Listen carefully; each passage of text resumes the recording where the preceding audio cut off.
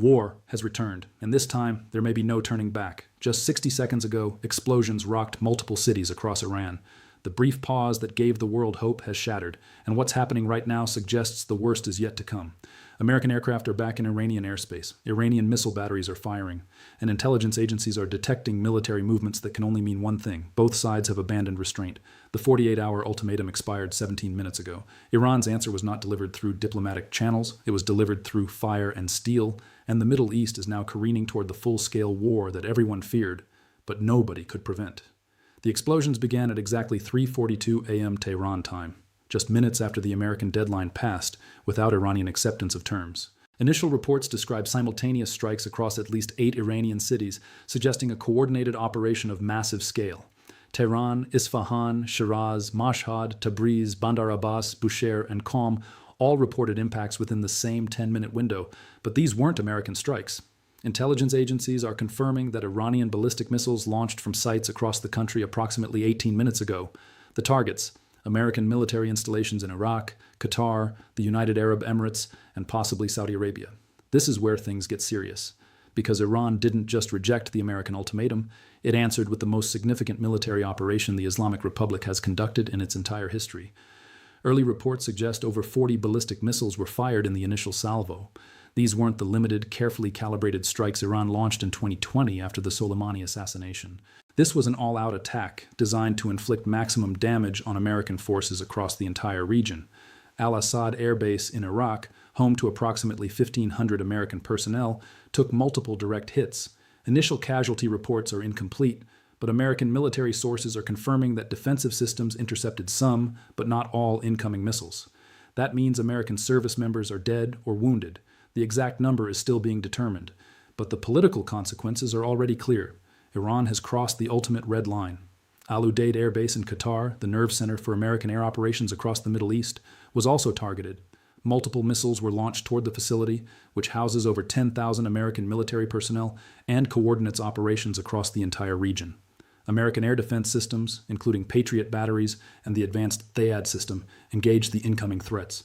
The number of successful intercepts versus successful impacts is still being assessed, but the mere fact that Iran attempted to strike the headquarters of U.S. Central Command represents an escalation beyond anything previously contemplated. And then there are the targets in the United Arab Emirates. Al Dhafra Air Base, which hosts American fighter squadrons and tanker aircraft critical for extended operations, reported missile impacts on the base perimeter. Whether any aircraft or critical infrastructure was damaged remains unclear. But the targeting of UAE facilities represents a deliberate Iranian decision to expand the conflict beyond installations in Iraq and Qatar. The Emirates has now been directly attacked, fundamentally changing the political dynamics of this crisis. Understanding why these targets represent such catastrophic escalation requires understanding their strategic significance. Al-Assad Air Base isn't just another military installation. It's the primary American strongpoint in western Iraq, positioned to project power towards Syria and to serve as a logistics hub for operations throughout the region. Striking al-Assad directly challenges American military presence in Iraq and tests whether the Iraqi government will continue hosting American forces after they've been attacked on Iraqi soil. Al Udeid is even more critical. The facility serves as forward headquarters for all American military operations from Egypt to Afghanistan. It houses command and control systems that coordinate air operations, intelligence fusion centers that track threats across the region, and the personnel who plan and execute American strategy. Damaging Al Udeid degrades American operational capability across the entire theater. More importantly, it demonstrates that Iran can strike the nerve center of American regional power despite all the defensive systems protecting it. The UAE targets represent something different. An Iranian message to Gulf Arab states that supporting American operations against Iran carries direct costs. For years, the Emirates has walked a careful line, maintaining economic ties with Iran while hosting American military forces. Iran is now forcing Abu Dhabi to choose sides definitively, and the Emirati response will determine whether this remains a U.S.-Iran conflict or expands into a broader regional war. But Iran's missile strikes were only the beginning. American forces are retaliating right now. The explosions reported across Iranian cities are the result of an American counterstrike that was likely pre-planned for exactly this scenario. When Iran launched its missiles, American commanders executed contingency plans that had been ready for days. Aircraft already airborne moved to attack positions. Ships in the Persian Gulf and Mediterranean launched cruise missiles toward predetermined targets. The response was immediate, overwhelming, and designed to send an unmistakable message: Attacking American forces brings devastating consequences. Initial reports suggest the targets include Revolutionary Guard command centers, missile storage facilities, and air defense sites that survived the first wave of American strikes. The objective appears to be destroying Iran's capacity to conduct follow-on attacks. But the scale of the American response suggests something more than just defensive retaliation. Intelligence indicates that targets previously considered off-limits are now being struck. Iranian Navy vessels at their home ports are burning. Defense Ministry buildings in central Tehran have been hit. Facilities belonging to the Islamic Revolutionary Guard Corps Aerospace Division are being systematically destroyed. This isn't about degrading Iranian capabilities anymore. This is about decapitation. The two sides are now exchanging completely different narratives about what's happening. American officials are describing the Iranian missile strikes as a desperate act by a regime that chose war over negotiation. Pentagon briefings emphasize that American air defenses performed effectively, that casualties are lower than they might have been, and that the American response is measured and focused on legitimate military targets. The messaging from Washington is clear. Iran chose this escalation, and the United States is now eliminating the Iranian threat once and for all. Tehran is telling a radically different story. Iranian state media is calling the missile strikes a legitimate response to American aggression. They're claiming the attacks successfully hit their targets and inflicted significant American casualties. Iranian officials are framing this as defensive action by a nation under assault. But the Iranian narrative goes further. State television is broadcasting claims that American strikes are hitting civilian areas and causing mass casualties among the Iranian population. Images are being shown of destroyed buildings and injured civilians. Though the authenticity and context of this footage cannot be independently verified, Iran is positioning itself as the victim of American imperialism. Whether the Iranian population accepts this framing or blames their own government for choosing confrontation over negotiation will be critical for regime survival. But here's what most people don't know. The missile exchange that just occurred may not be the most dangerous aspect of what's unfolding right now. Intelligence agencies are detecting massive movements by Iranian proxy forces across the Middle East. In the minutes since Iran launched its ballistic missiles, encrypted communications have surged between Revolutionary Guard commanders in Tehran and militia leaders in Iraq, Syria, Lebanon, and Yemen. The content of those communications suggests coordinated operations are being activated across multiple countries simultaneously. In Lebanon, Hezbollah units are moving toward positions along the Israeli border. Israeli defense forces are detecting unusual activity in areas where Hezbollah maintains its most sophisticated weapons systems. In Iraq, militia forces loyal to Iran are mobilizing around American facilities and diplomatic missions. The U.S. Embassy in Baghdad has gone into lockdown. American personnel at consulates in Erbil and Basra are being moved to secure locations. In Yemen, Houthi rebels are positioning anti-ship missiles along the Red Sea coast. International shipping companies are receiving warnings that the Red Sea may become a combat zone within hours. And what happened next changed everything. Approximately 11 minutes ago, air raid sirens activated across northern Israel. The Israeli Defense Forces detected multiple rocket launches from southern Lebanon consistent with Hezbollah operations. Initial reports suggest hundreds of rockets have been fired toward Israeli population centers. Iron Dome air defense systems are engaging the threats, but the sheer volume means some are getting through. Hezbollah has entered the war. Israeli Prime Minister issued an emergency statement minutes ago declaring that Israel is now in a state of war and that the Israeli Defense Forces are authorized to use all means necessary to eliminate the threat from Lebanon.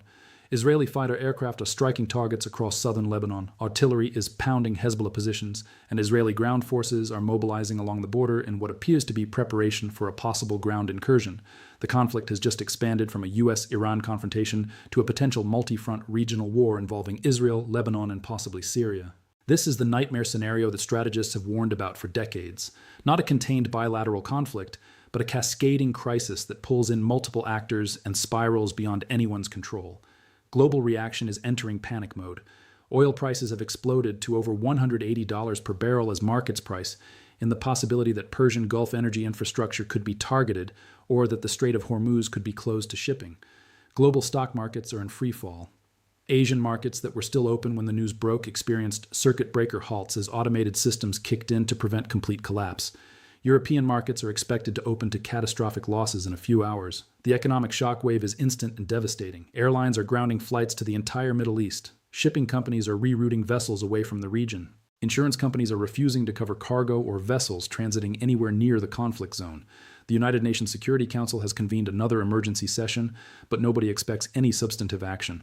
Russia and China will block any resolution supporting American actions. The United States will veto any condemnation. The Council will issue statements calling for restraint that everyone will ignore. Regional governments are scrambling to respond to a crisis that is evolving faster than diplomatic processes can handle. Saudi Arabia has activated its highest military alert status and is coordinating defense of critical infrastructure with American forces. Crown Prince Mohammed bin Salman is facing the nightmare scenario he's spent years trying to avoid: direct involvement in a war with Iran. Jordan has closed its airspace to all civilian traffic and is reinforcing security along its borders with Iraq and Syria. The kingdom is preparing for the refugee flows that will come if this conflict continues to escalate. Turkey is calling for immediate ceasefire while simultaneously positioning itself to exploit any power vacuum that emerges. Ankara has competing interests in Syria and Iraq and will try to advance them under cover of the broader chaos. And Pakistan, which has nuclear weapons and complex relationships with both Iran and Saudi Arabia, is attempting to position itself as a mediator while quietly ensuring its own arsenal is secure and protected. The international system is being stress-tested like never before, so what happens next? The most immediate concern is whether this escalation can be contained or whether it continues to expand. Israeli operations against Hezbollah could draw in Syria, which hosts Iranian forces and has defense agreements with Tehran. Syrian involvement could trigger further Israeli strikes. And Russian forces operating in Syria could complicate Israeli operations in ways that risk direct confrontation between nuclear powers. American strikes against Iran are now targeting the full range of Iranian military capabilities. If those strikes successfully destroy Iranian missile forces and command structures, Iran may lose the ability to conduct further major operations. But if significant Iranian capabilities survive, Tehran could choose to go all in with everything remaining. More missile strikes, activation of sleeper cells for terrorism, attempted closure of the Strait of Hormuz using mines and anti-ship missiles. The proxy network is now fully engaged. Even if direct U.S.-Iran fighting stabilizes, conflicts involving American forces in Iraq, Israeli forces in Lebanon, and potentially Saudi forces in Yemen could continue for months, and there's the nuclear dimension. Iran's nuclear facilities are being struck right now. American bunker-penetrating weapons are attacking the underground sites that Iran spent decades constructing. If those facilities are destroyed, Iran's nuclear program is set back by years, possibly decades. But if some capabilities survive, and if Iranian leadership concludes that nuclear weapons are the only guarantee of regime survival, the attack might accelerate rather than prevent Iranian pursuit of the ultimate deterrent. The scenarios are all terrible. The question is which terrible outcome becomes reality.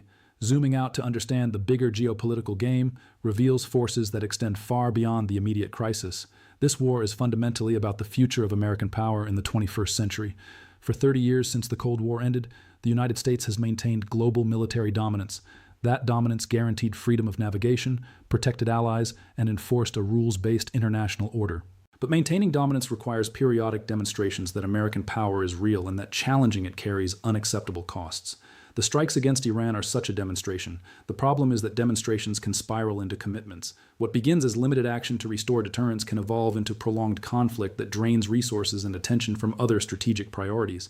China is watching this crisis with intense focus. Every American aircraft committed to the Middle East is one less aircraft available for Indo-Pacific contingencies. Every precision weapon expended against Iran is one less weapon in inventory for potential operations near Taiwan. Beijing is calculating whether American involvement in Middle Eastern war creates opportunities for Chinese action elsewhere, and American strategists are desperately trying to ensure that fighting one war doesn't invite another. Russia sees this as validation of its long-standing argument that American power is destabilizing and that the international system needs restructuring to constrain Washington. Moscow will provide rhetorical and diplomatic support to Iran while enjoying the spectacle of American military power bogged down in another Middle Eastern conflict. But Russia also has its own vulnerabilities.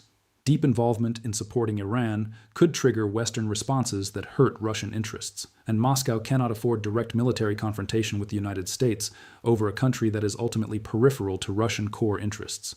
The rest of the world is being forced to choose sides or attempt impossible neutrality.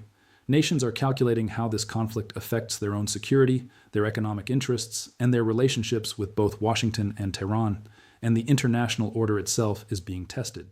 Can the system of alliances, treaties, and norms that has governed international relations since 1945 survive this crisis? Or is this the beginning of a more chaotic era where power matters more than rules, and where major powers resolve disputes through force rather than diplomacy? Right now, at this very moment, those questions are being answered through the actions of military forces engaged in combat across multiple countries. The war that was supposed to be over has exploded again. But this time, it's not a limited exchange of strikes. It's a regional conflagration involving multiple countries, proxy forces, and great power competition. American forces are operating at the highest operational tempo since the Iraq War. Iranian military capabilities are being systematically destroyed, even as Iranian missiles continue to threaten American personnel and allies. Israeli and Hezbollah forces are engaged in the heaviest fighting since 2006. And the proximate causes that triggered this crisis, the Iranian attack on American forces, the American retaliation, the failed ultimatum, all of that feels almost irrelevant now compared to the regional war that has emerged. This is the terrible logic of escalation. Actions taken for limited purposes create dynamics that escape control. Careful calibration gives way to cascading retaliation. And suddenly everyone is fighting a war that nobody wanted, but that has become impossible to stop. The fragility of peace has never been more apparent. For decades, the Middle East has been volatile, but actual state-on-state warfare has been relatively rare. Conflicts have been fought through proxies, in shadows, with both sides maintaining deniability. That era is over. What replaces it depends on decisions being made right now by leaders operating under impossible pressure with incomplete information. American commanders are weighing how much force is enough to destroy Iranian capabilities without triggering Iranian actions so desperate they cannot be countered. Iranian leaders are calculating whether the regime can survive if it continues fighting, or whether survival requires seeking terms before everything is destroyed. Israeli officials are determining how far into Lebanon they're willing to go and what objectives are achievable versus what goals risk getting bogged down in another endless occupation. And all of them are making these decisions while the fighting continues, while casualties mount, while economic damage accumulates, and while the risk of miscalculation remains catastrophically high. We are living through one of those rare moments when the trajectory of history pivots, when the world that exists today gives way to something different, when the assumptions that governed international relations for decades are suddenly invalidated by events. The war that wasn't supposed to happen is happening. The escalation that everyone feared is unfolding. And the question now is not whether this crisis will change the Middle East. It's how fundamentally it will change the world. Explosions are still echoing across Iran. Missiles are still flying toward American bases. Rockets are still impacting Israeli cities. And military forces across multiple countries are still engaged in active combat. The situation is not stabilizing, it's exploding, and somewhere in the chaos and violence, the future is being written in fire.